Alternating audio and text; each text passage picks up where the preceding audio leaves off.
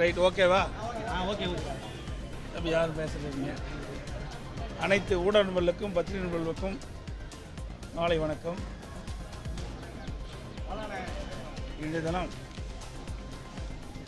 பரமக்குடியினுடைய முன்னாள் சட்டப்பேரவை உறுப்பினர்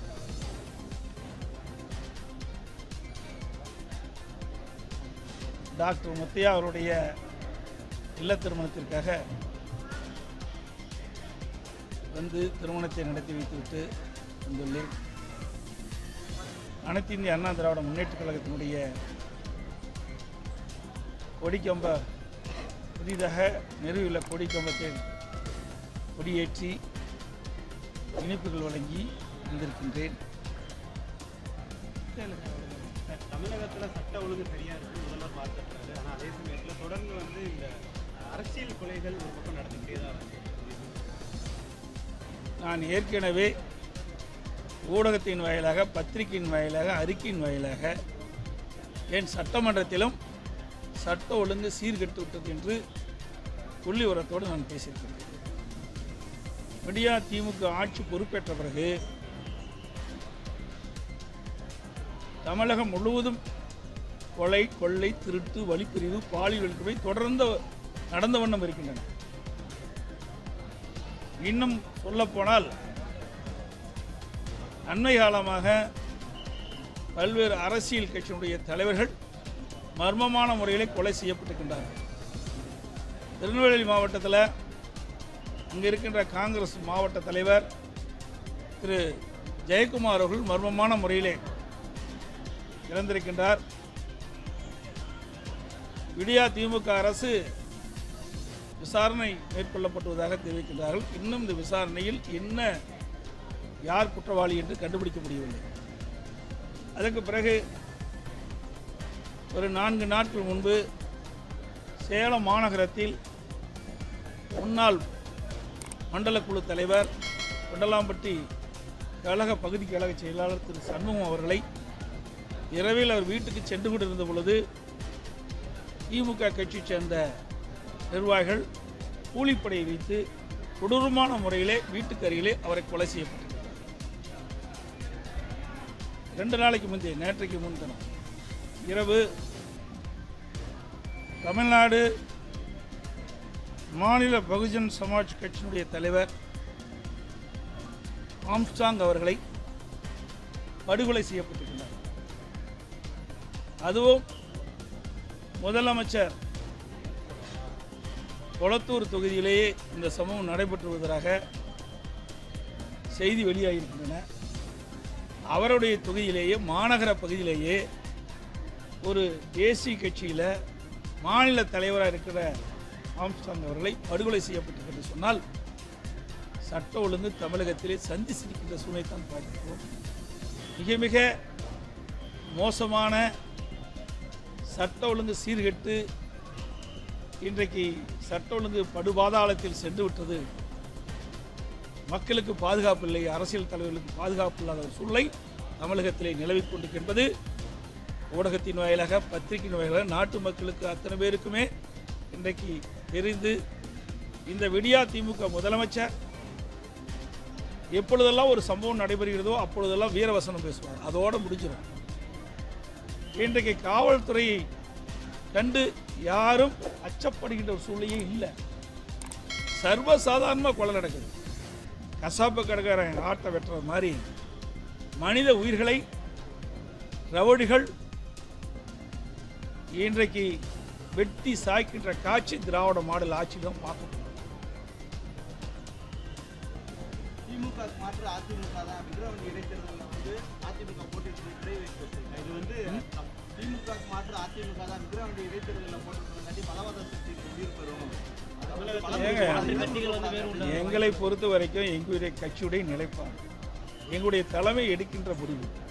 ஏற்கனவே மாண்புமிகு அம்மா இருக்கின்ற பொழுதே திராவிட முன்னேற்ற கழகம் எப்பொழுதெல்லாம் ஆட்சியில் இருக்கின்றதோ அப்பொழுதெல்லாம் இடைத்தேர்தல் வருகின்ற பொழுது ஜனநாயக முறைப்படி தேர்தல் நடக்காது.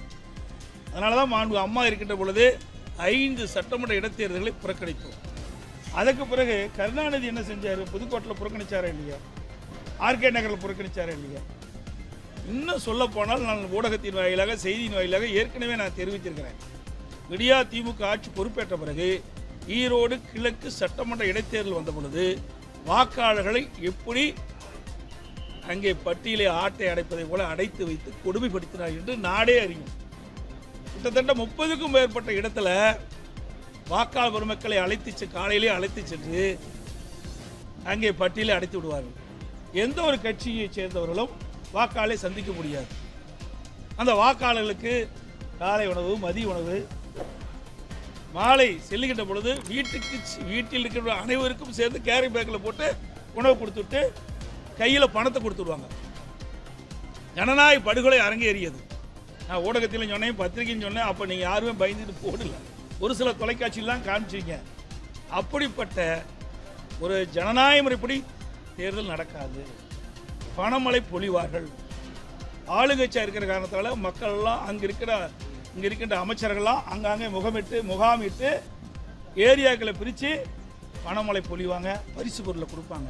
இப்போ கூட என்ன, இன்றைக்கு விக்கிரவாண்டி தேர்தலில் பார்க்கும்போது ஊடகத்தில் பார்த்தோம், ஒரு வீட்டில் இருந்து அங்கே இருக்கிற சட்டை, வேஷ்டி, பட்டுப்புடவைலாம் எடுத்து சாலையில் போடுறேன். நான் ஏற்கனவே சொன்னது நடந்தது இல்லையா? இப்பொழுது கூட நேற்றைய தினம் 2 கட்சிக்கு தகராறுன்னு சொன்னாங்க. பத்திரிகை ஊடகத்தில் இன்றைக்கி வந்திருக்குது. ஓட்டு கேட்க போகும்போது பிரச்சனையாக இருக்குது. அங்கே கூட வாக்காளர் கூட அடைச்சி வச்சுருக்கிறாங்க. அந்த பகுதியில் போய் சந்திக்க போகும்போது இப்படி பிரச்சனை ஏற்பட்டது. ஆக திராவிட முன்னேற்ற கழகம் ஆட்சிக்கு வந்தாவே ஜனநாயகம் செத்துணும். ஜனநாயக படுகொலை தான் செய்யப்படுவாங்க. வாக்காளரை சுதந்திரமாக விட மாட்டாங்க. இங்கே பார்த்தீங்கன்னா இப்போ விக்கிரவாண்டி சட்டமன்ற இடைத்தேர்தலில் 10க்கும் மேற்பட்ட அமைச்சர்கள் முகாமிட்டு அங்கே தேர்தல் பணியாற்றிட்டு இருக்கிறாங்க. யாராருக்கு என்ன செய்யணுமோ அதை செஞ்சுக்கிட்டு இருக்கிறாங்க. அதனால தான் நாங்கள் இந்த தேர்தலை புறக்கணிச்சிருக்கிறோம். நியாயமான முறையில் தேர்தல் நடக்காது. அதனால் இந்த விக்கிரவாண்டி சட்டமன்ற இடைத்தேர்தல் நாங்கள் புறக்கணிச்சிருக்கிறோம்.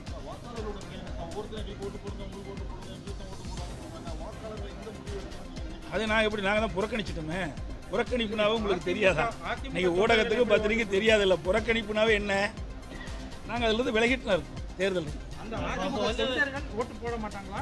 அதாவது இதையெல்லாம் ஜனநாயக நாடு.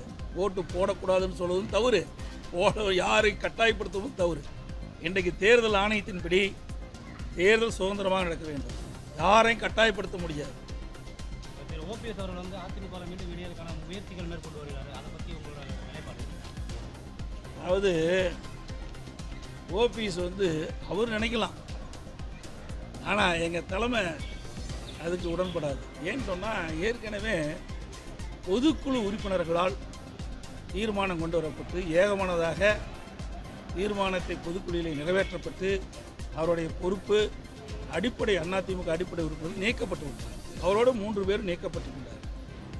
அவர் எப்பவுமே இயக்கத்துக்கு விசுவாசமாக இருந்த வரலாறே கிடையாது. மாண்புமிகு இதயம் புரட்சி தலைவி அம்மா அவர்கள் முதலாக தனியாக சட்டமன்ற பொதுத் தேர்தலை சந்திக்கின்ற பொழுது மாண்புமிகு அம்மா அவர்கள் அப்பொழுது மதுரை மாவட்டத்தில் இருந்து நினைக்கிறேன் கோடிநாயக்கனூரில் மாண்புமிகு அம்மா அவர்கள் போட்டிடுறாங்க. அம்மாவை எதிர்த்து திரையுலகத்தைச் சேர்ந்த நிர்மலா அவர்கள், வெந்நீராடை நிர்மலா அவர்கள் போட்டிடுறாங்க. அந்த அம்மாவுக்கு சீஃப் ஏஜெண்டாக இருந்தவர் தான் ஒரு ஓ பன்னீர்செல்வம் அவர். அப்பொழுதே அம்மாவுக்கு விசுவாசம் கிடையாது. சிலருடைய முயற்சியால் சிபார்சால் உள்ளே நுழைந்த பிறகு அந்த துரோகத்தை செய்ய ஆரம்பித்து விட்டார். அதுக்கு பிறகு அம்மா அவர்கள் முதலமைச்சராகினாங்க, அமைச்சர் கொடுத்தாங்க, முதலமைச்சராகினாங்க. மாண்புமிகு அம்மா இறந்த பிறகு உடனடியாக தர்ம யுத்தத்தை மேற்கொண்டார். மேற்கொண்ட பிறகு மீண்டும் ஒன்றாக இணைய வேண்டும் என்று எங்களுடைய தலைமை நிர்வாகிகள், இங்கே இருக்கின்ற நிர்வாகிகள் எல்லாம், மூத்த நிர்வாகிகள் எல்லாம் குறிப்பிட்டார்கள். அதன்படி நாங்கள் ஒன்றாக இணைகின்ற பொழுது பல கோரிக்கை வைத்தார். அதில் ஒன்று, மாண்பு அம்மா அவர்கள் மரணத்தில் மர்மம் இருப்பதாக சொன்னார். அதையும் நாங்கள் ஏற்றுக்கிட்டு அதுக்கு ஆணையத்தை நியமித்தோம். யாரை சுட்டி காட்டி மரணத்தில் மர்மம் இருப்பதாக சொன்னார் என்று அனைவருக்கும் தெரியும். தெரியாத ஒன்றும் கிடையாது. ஒருவர் மீது குற்றம் சுமத்தி அதை விசாரித்தே ஆக வேண்டும் என்று என்னை நிர்பணப்படுத்தி நாங்கள் கட்டாயத்தின் அடிப்படையில் ஆணையத்தை அமைத்த பிறகு அந்த ஆணையம் பலமுறை பிறகு நோட்டீஸ் சமன் கொடுத்து கூட போய் ஆஜராகலை. அப்படிப்பட்ட காட்சியெல்லாம் பார்த்தோம். அதுக்கு பிறகு பார்த்தீங்கன்னா நாடாளுமன்ற தேர்தல் 2019 வந்து ஒன்றாக இணைத்த பிறகு அவருக்கு முக்கிய பொறுப்பு வேணும்னு கேட்டார். என்ன ஒருங்கிணைப்பாளர் வேணும்னாங்க. அவருக்கு வெறும் 3% பேர் தான் ஆதரவு இருந்தாங்க. வெறும் 3% பேர் தான், 10 பேர் தான் சட்டமன்ற உறுப்பினர். 97% பேர் எங்கள் அணியில் இருந்தாலும் கூட எங்களுடைய மூத்த நிர்வாகிகள் கேட்டுக்கொண்டுங்க ஒருங்கிணைப்பாளரே கொடுத்தோம், துணை முதலமைச்சர் கொடுத்தோம், நல்ல இலாக்கா கொடுத்தோம். அப்பவும் அவருக்கு மனசு திருப்தி இல்லை. மீண்டும் 2019 அவருடைய மகன் வந்து தேனி நாடாளுமன்ற வேட்பாளர் அறிவித்தாங்க. அதை மட்டும்தான் கவனித்தேன். இடைத்தேர்தலில் அக்கறையே செலுத்தலை. அதோட அங்கே ஆண்டிப்பட்டி பெரியகுளம் இடைத்தேர்தல் வருது. ஆண்டிப்பட்டியில் நாடாளுமன்ற தேர்தலில் இவருடைய மகன் அதிகமான வாக்கு பெறார். அதிமுக வேட்பாளர் குறைந்த வாக்கு பெறார். அப்படின்னா இந்த இயக்கத்துக்கு விசுவாசமான இருக்கிறாரா? ஏன்னா அதில் வெற்றி பெற்று வந்தால் தான் ஆட்சி காப்பாற்ற முடியும். அப்படிப்பட்ட சூழ்நிலை இருக்கின்ற பொழுது கூட ஆட்சி பற்றி கவலை இல்லை, தன்னுடைய மகனை பற்றி தான் கவலை, கட்சி பற்றி கவலைப்படாத ஒரு மனிதர். அதுக்கு பிறகு பார்த்தீங்கன்னா எங்களுடைய தலைமையில் ஒற்றை தலைமை வேண்டுகின்ற பொழுது சில பிரச்சனைகள் வந்தது, வாக்குவாதம் வந்தது. அனைவரும் ஒருமித்த கருத்தோடு ஏற்பட வேண்டும் என்று சொல்லி இங்கே இருக்கிற மூத்த நிர்வாகி தான் அண்ணன் திண்டுக்கல் அண்ணன், அண்ணன் செல்லூராஜ் அண்ணன், உதயகுமார், ராஜன் செல்வா போன்றவரெல்லாம், இன்னும் காமராஜர், டாக்டர் விஜயபாஸ்கர், அண்ணன் ஓஎஸ் மணிலாம் போய் அவர் வீடு தேடி போய் வேண்டாம் அனைவரும் ஒற்றுமையாக இருக்கலாம் என்று பல முறை பல கட்டங்களில் பேச்சுவார்த்தை நடத்தினோம். ஒத்துக்கவே இல்லை. அப்புறம்தான் அவர் நீதிமன்றத்துக்கு வந்து அப்புறம் பொதுக்குழு கூடிச்சு நடவடிக்கை எடுத்தாங்க. அதுக்கு பிறகு பார்க்கும்போது பொதுக்குழு நடக்கின்ற போது ரவுடிகளை வச்சுட்டு போய் கல்லை எடுத்து அடிச்சுக்கிட்டே போய் கட்சிக்கார வண்டியெலாம் நுணுக்கி கட்சிக்காரர் அடித்து மண்டை உடைச்சி கையை உடைச்சி போய் தலைமை அலுவலகத்தில் போய் கதவெல்லாம் உடைச்சி உள்ளே இருக்கிற பொருளெல்லாம் சூறையாடி பொருளை திருடிட்டு போனாங்க.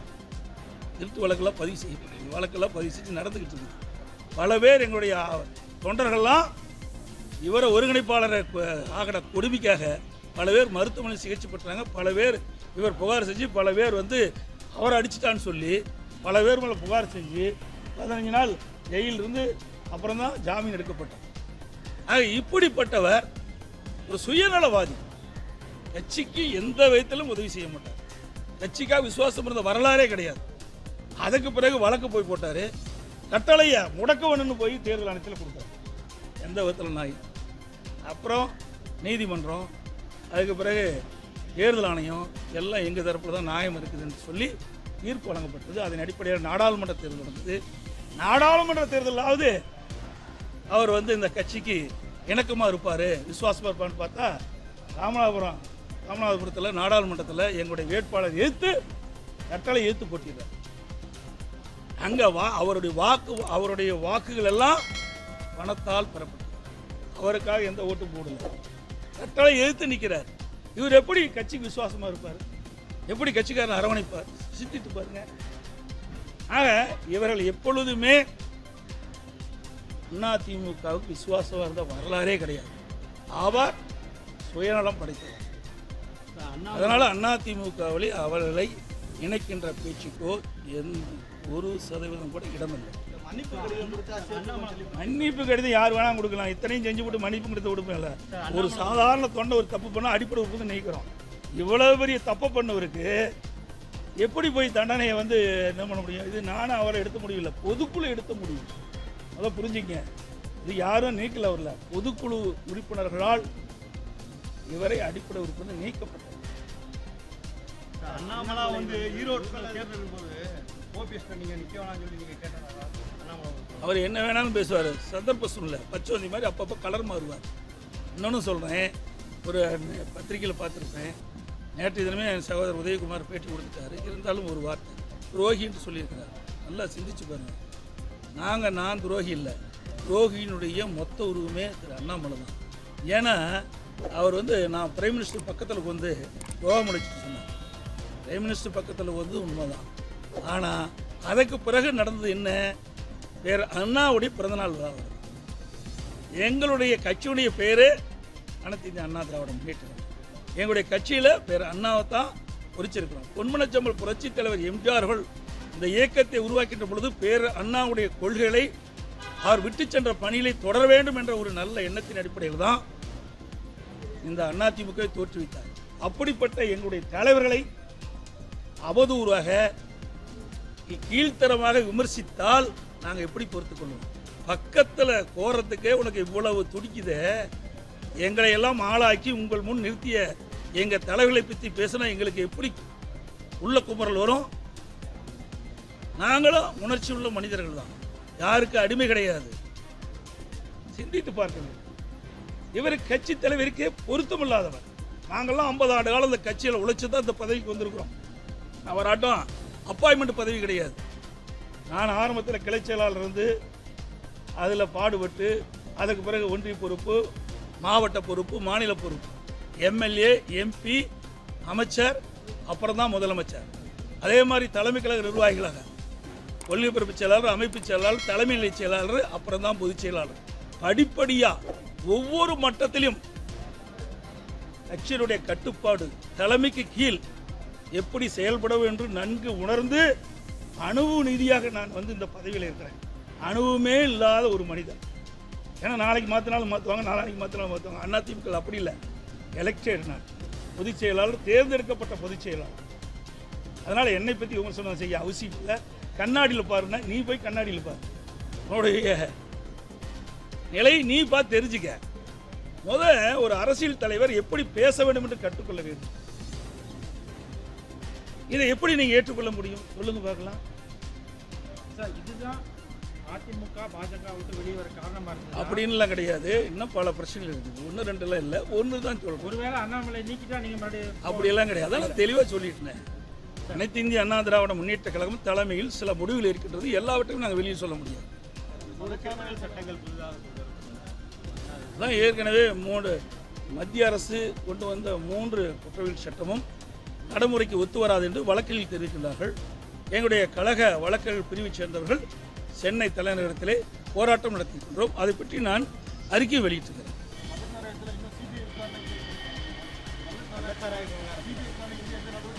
நீதிமன்றத்தில் அந்த வழக்கு நடந்துகிட்டு இருக்கு. அதனால் நீதிமன்றம் என்ன தீர்ப்பு கொடுக்குன்னு பார்க்கலாம். அது விடியா திமுக ஆட்சியில் கள்ளச்சாராய மரணம், அந்த மரணத்தை நேர்மையான முறையிலே, உண்மையான முறையிலே அந்த வழக்கு நடைபெற வேண்டும் என்ற எண்ணத்தின் அடிப்படையில் தான் சிபிஐ விசாரணை வேணுங்கிறேன். ஏன்னா இதெல்லாம் மாநில இருக்கிற காவல்துறையெல்லாம் இதில் உட்படுத்திருக்குது, அரசு அதிகாரிகள் உட்படுத்தியிருக்கிறாங்க. அதனால் மாநில அரசு விசாரிக்கப்பட்டால் உண்மை குற்றவாளிகள் தண்டிக்க மாட்டாங்க. ஆகவே சிபிஐ விசாரிக்கப்பட்டால் நியாயமாக விசாரணை நடக்கும். இன்றைக்கு உண்மை குற்றவாளிகளை கைது செய்து நடவடிக்கை எடுக்க முடியும். அதுக்காக தான் சிபிஐ விசாரணை. விஜயபாஸ்கரை வந்து போலீசார் வந்து நல்லா செஞ்சு பாருங்க. அது ஒரு சிவில் வழக்கு, அது எல்லாருக்குமே தெரியும். இதுக்கு ஒரு 100 போலீஸ்காரை வச்சுட்டு தேடிட்டு இருக்கிறேன். ஏன் நாட்டில் எவ்வளவு கொலை நடக்குது, இதுக்கெல்லாம் இந்த பாதுகாப்பு கொடுத்தா இப்படிப்பட்ட சம்பவம் நடக்காதுல்ல. அதுக்கெல்லாம் இந்த அரசாங்கத்துக்கு பணி கிடையாது, நேரம் கிடையாது. அதிமுகவை பழி வாங்கணும். ஆனால் திரு செந்தில் பாலாஜி உள்ளே இருக்காரு. அதுக்கு மாற்றாக அங்கே இருக்கிற எங்களுடைய கழக மாவட்ட செயலாளர் இருக்குது ஏதாவது ஒரு பழி சுமத்தி பெரிய ஏதோ தவறு செஞ்ச மாதிரி ஊர் பூரா அவரை தேடிட்டு இருக்காங்க. இதெல்லாம் தவறு.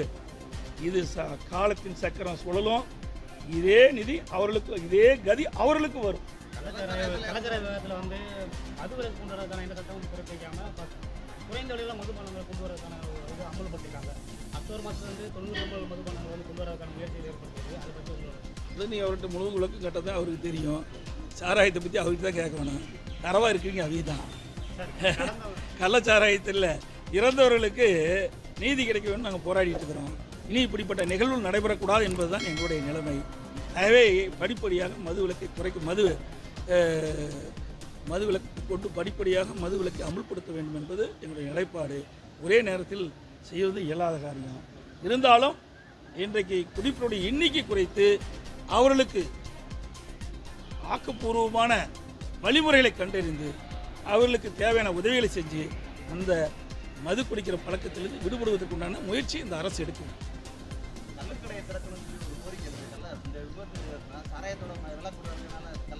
எல்லாத்துலேயும் போதை தானே வருது. கல் குடித்தாலும் போதை தான் வரும், சாராயம் குடித்தாலும் போதை தான் வரும், பிராந்தி குடித்தாலும் போதை தான் வரும். அப்புறம் அதுலேயும் போதை தானே வரப்போகுது. முழுமையா அது படிப்படியாக தான் செயல்படும். இது ஏற்கனவே நாங்களும் சொல்லியிருக்கிறோம். பூரண மதுவிலக்கு என்பது எடுத்த உடனே செயல்பட முடியாது. ஏன்னா அந்த மது அறிந்து பழகியவர்கள் உடனடியாக நிறுத்த முடியாது. ஏன்னா எனக்கு கிடைச்ச செய்தியின் அடிப்படையில். அதனால் படிப்படியாக அந்த பழக்கத்திலிருந்து விடுபடுவதற்கு போதிய வழிமுறைகளை கண்டறிந்து அதை செயல்படுத்த வேண்டும். முதலில் அவளுக்கு தேவையான உதவிகளும் செய்யப்பட வேண்டும். அவளை திருத்த வேண்டும். அப்பொழுதுதான் படிப்படியாக இந்த மதுவிலக்கு அமுல்படுத்த முடியும்.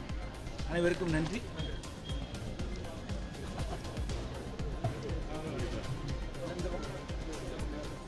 இப்படி பேசு.